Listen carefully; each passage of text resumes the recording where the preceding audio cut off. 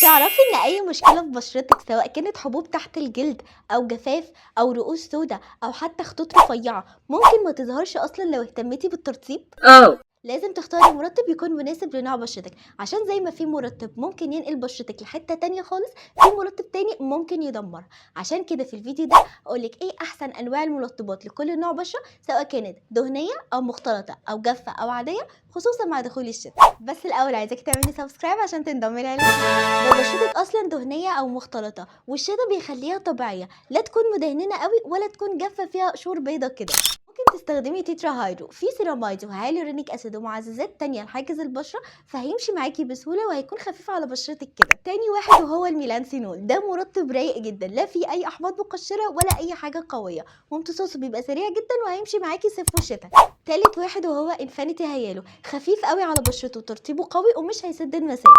او ممكن سيرالون هايدرا، ترطيبه كويس جدا، فيه جلايكوزامين وجلايكان وفيتامين دهني ومرطبات تانية قوية. طب لو بشرتك اصلا دهنيه بس في الشتاء بتقلب جافه وتلاقي فيه قشور بيضه كده عليها، كده بقى انت محتاجه مرطبات قوامها اقوى شويه وتدي ترطيب عميق، زي ماليندا كريم فيه نايسيناميد وهيالورونيك اسيد يقوي حاجز البشره. او ممكن تجيبي بوكيتو فيه برضو نفس المكونات وترطيبه حلو جدا. او ممكن تجيبي مويست وان كريم جل الاخضر فيه نايسيناميد وهيالورونيك اسيد وسيراميد ومهدئات زي الالانتين والالوفيرا عشان يقللوا الالتهابات والحكه. او ممكن تستخدمي ريتالدا، حلوه جدا كمغذي للبشره، في نايسيناميد وهيالورونيك اسيد وسيراميد ومهدئات زي الالوفيرا.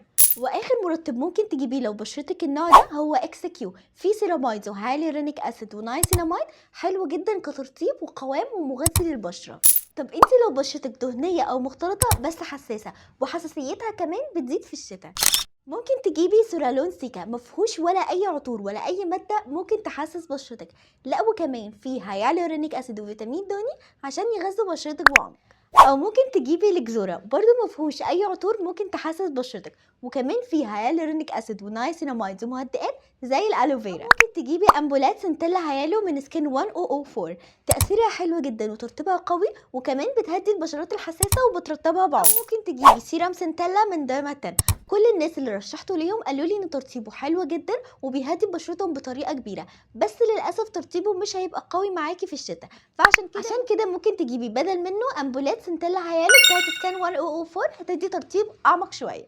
كل بقى المرطبات اللي قلتلك عليها اللي تنفع للبشرات الدهنيه والمختلطه، متاكده كويس جدا كاخصائيه تركيبات انها مش هتعمل لك اي حبوب تحت الجلد او الكلوزوكوميدوز، عشان مش فيها اي ماده ممكن تسد المسام. طب لو بشرتك جافه وحساسه، فاحنا عايزين مرطبات تهديها وما تحسسهاش، لان الحاجز البشره بتاعها بيبقى متدمر، فعايزه مرطبات تغذيها وتقويها كده. ممكن تجيبي اليجون، مفهوش اي عطور او اي مواد ممكن تحسسها، بالعكس فيه مرطبات قويه جدا وكمان مهدئات عشان تهديها.